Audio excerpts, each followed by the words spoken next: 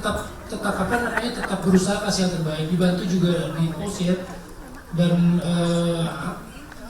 Mas Ganda yang memperbaiki, dan ini yang makeup ada Bang Jerry sama Orlando dari Bali. Ya insya Allah mudah-mudahan terlepas dari segala kekurangan dan kelebihannya, ini yang terbaik. Dan karena tayang masih tanggal 21, rencananya masih ada beberapa yang masih akan dikejar lagi untuk tayang 21, mudah-mudahan bisa lebih baik. Untuk berapa lamanya untuk aku sama Vino itu kita beda. Kalau aku tuh sekitar 4 jam kalau nggak salah. Oke, kita dari selesai sholat subuh tuh, habis subuh kita paling enak pagi pasti kan, bisa sholat subuh itu kita bisa langsung make up sampai jam 11 gitu kali ya. Sekitar jam 11 kita 11 siang kita baru bisa take gitu, dan itu nggak bisa bertahan lama. Jadi kita harus segera touch up. Terus karena kalau udah lama dia tuh panas kan, di lokasi syuting kita lampu segala macem. Kalau keringetan tuh lumayan agak kita harus lebih effort lagi gitu, jadi harus sedia kipas segala macam. Seru sih. Jadi yang paling susah ya? Ya. Yang paling susah bahasa Padang. Itu susahnya, masya Allah, susah banget. Tapi alhamdulillah aku ngerasa banget bener-bener pertolongan Allah ya, karena pada saat kalau misalnya pikir-pikir tuh pada saat reading itu lumayan cukup berat, karena kita hampir setiap hari kita latihan untuk bahasa Minangnya, karena bahasa Minang yang kita pakai ini bukan bahasa Minang yang tahun sekarang. Kita mengikuti tahun yang sebenarnya kan. Jadi yang berat itu fase pas Siti Raham sudah mulai tua, karena pergerakan wajahnya juga sangat minim sekali. Terus sama bahasa itu yang lumayan agak susah gitu, karena di saat kita bahasa tapi kita nggak begitu ngerti maknanya, kayaknya kan kurang keluar ya dari hati gitu. Jadi ya gimana caranya pada saat menyampaikan bahasa Minangnya itu tuh langsung kayak kerasa, oh ya bahasa Indonesianya ini gitu. Tapi alhamdulillah sih. Terima kasih. Kalau menurut saya yang bedanya di sini karena range umurnya jauh sekali gitu. Nanti yang di part selanjutnya saya main dari umur Bu Yangka umur 16 tahun. Sampai terakhir yang di volume terakhir ini sebetulnya ending filmnya tuh yang gini. Nah, menjaga yang paling sulit adalah menjaga pace-nya sih, karena begitu Buya muda itu secara dialognya apanya tuh meletup-letup gitu, speed dramanya itu cepat gitu, sama di versi sebelumnya itu juga jang cepat kita kayak seperti fragmen gitu. Nah yang begitu yang kedua ini memang kalau kita lihat cara Buya berbicara di rekaman suaranya dia, ngomongnya berbeda sekali gitu, lambat, pelan.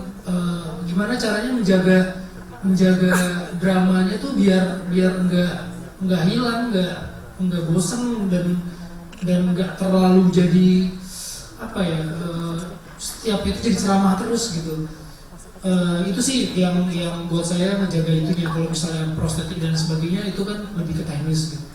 Jadi dibandingin sama biopik yang lain, mungkin sebetulnya sama aja, tapi range-nya ini besar sekali. Jadi kadang-kadang saya harus melihat catatan saya sendiri yang saya buat, grafiknya saya buat sendiri. Di sini tuh harusnya kita secara emosi seperti apa.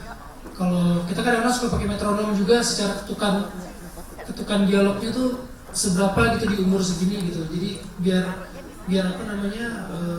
terjaga terus aja, biar jalan gitu. Kalau kelamaan juga nanti filmnya jadi makin molor, tapi kalau kecepatan juga nggak sesuai sama karakternya. Itu sih. Jujurnya sangat berat ya kalau untuk mengamalkan atau mengambil hikmah kayak dari karakter Siti Raham gitu untuk kehidupan pribadi saya pribadi sih, kayaknya saya belum bisa seperti Siti Raham gitu, dan mohon doanya aja. Dan iya sih, karena karakternya tuh Masya Allah ya, jadi ya semoga kita bisa mengambil karakter seperti beliau. Amin. Benar sekali gitu, untuk sampai ke tingkatan yang itu tuh memang masih jauh gitu ya. Insya Allah lebih akan ke arah sana, tapi paling enggak buku pertama kali yang saya baca ketika saya mau masuk film ini adalah buku Buya Hamka yang paling tipis, judulnya Akhlakul Karimah gitu. Nah, buku Akhlakul Karimah itu bukan buku yang hanya untuk orang Islam, tapi untuk semua umat itu bisa dibaca. Dan caranya beliau menyampaikan adalah untuk seperti yang dari dialog tadi gitu. Sebelum kita menasihati orang lain, kita harus menasihati diri kita sendiri. Nah, jadi mungkin itu kali yang pengalaman setelah saya nonton setelah saya bikin film ini ya, daripada kita sibuk mengurusi orang lain, nasihati orang lain, lebih baik kita nasihati diri saya sendiri. Jadi mulai dari situ. Terus kalau pengalaman pakai prostetik, ya memang banyak pembatasan sih. Secara prostetiknya itu juga punya limit waktu dalam 1 hari. Terus selain prostetik, saya harus pakai gigi palsu gitu di film ini, pakai gigi palsu untuk menopang bentuk muka yang sudah tua gitu. Terus harus pakai kontak lens juga yang untuk mata agak sedikit katarak gitu. Jadi memang complicated banget. Dan bagaimana juga cara membedain dia ketika, jadi kalau pakai tongkat itu sebetulnya orang dulu memang banyak pakai tongkat ya. Tapi membedakan ketika dia pakai tongkat berjuang sama dia pakai tongkat ketika dia setelah jatuh gitu. Jadi itu juga jadi sebagai gambaran periode ya. Ketika Amka di sini tuh dia pakai tongkat memang sudah pernah preset di Al-Azhar gitu. Tapi yang sebelumnya dia pakai tongkat itu memang tongkat perjuangannya dia. Kita syuting dari pagi ketemu Vino sampai sore dia pakai prostetik. Terus tiba-tiba udah selesai scene-nya dia, udah selesai semua, sore-sore dia dibuka prostetiknya terus dia pamit gitu. Jangan gue balik dulu ya, terus saya kayak siapa ini ya? Kok ada Vino di sini? Saking fokusnya lihat dia nih dalam bentuk yang ya, makanya tadi saya lihat ini Vino. Jadi emang karena pas fase kedua ini banyak pakai prostetik. Jadi saya begitu lepas prostetik saya banyak dicuekin sama kru gitu. Tadinya pas lagi program itu dianterin gitu pakai di awal gitu, begitu selesai itu pada kemana teleponnya gitu, jadi kayak lupa gitu. Yang mana? Jadi pas lagi di Al-Azhar itu, yang Masjid Al-Azhar, terus anaknya Buya Hafif pas ketemu lu terus Buya itu Vino, Masya Allah, itu mirip ayah gitu. Yang disamperin harusnya dia foto bareng. Emang prosesnya ceritanya ke Mas Fajar ya?